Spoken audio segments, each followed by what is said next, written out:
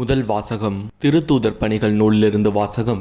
அதிகாரம் 6 இறை வசனங்கள் 8 முதல் 10 மற்றும் அதிகாரம் 7 வசனம் 54 முதல் 60 முடிய.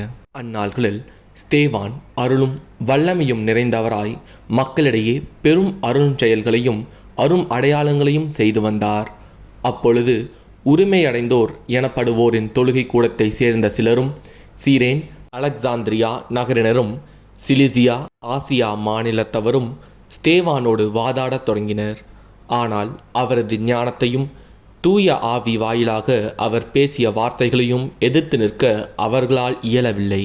இவற்றை கேட்டவர்கள் உள்ளம் கொதித்தெழுந்து அவரை பார்த்து பற்களை நரநரவென கடித்தார்கள்.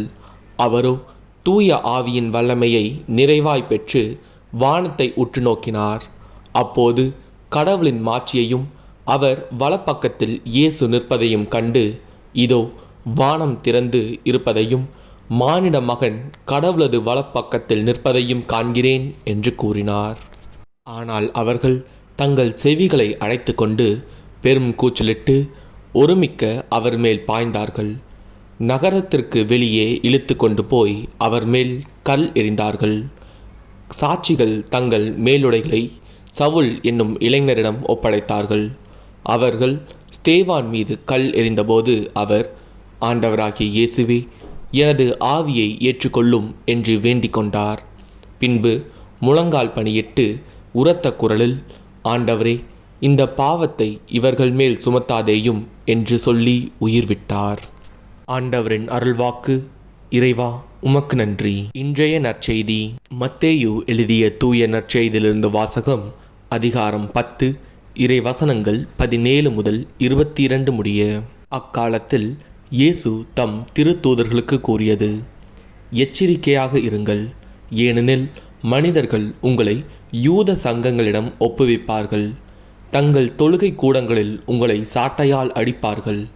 என் பொருட்டு ஆளுநர்களிடமும் அரசர்களிடமும் உங்களை இழுத்து செல்வார்கள்.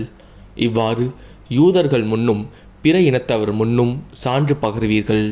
இப்படி அவர்கள் உங்களை ஒப்புவிக்கும் பொழுது என்ன பேசுவது, எப்படி பேசுவது என நீங்கள் கவலைப்பட வேண்டாம். நீங்கள் என்ன பேச வேண்டும் என்பது அந்நேரத்தில் உங்களுக்கு அருளப்படும். ஏனெனில் பேசுபவர் நீங்கள் அல்ல, மாறாக உங்கள் தந்தையின் ஆவியாரே உங்கள் வாயிலாக பேசுவார். சகோதரர் சகோதரிகள் தம் உடன் சகோதரர் சகோதரிகளையும் தந்தையர் பிள்ளைகளையும் கொல்வதற்கென ஒப்புவிப்பார்கள். பிள்ளைகள் பெற்றோருக்கு எதிராக எழுந்து அவர்களை கொல்வார்கள். என் பெயரின் பொருட்டு உங்களை எல்லாரும் வெறுப்பார்.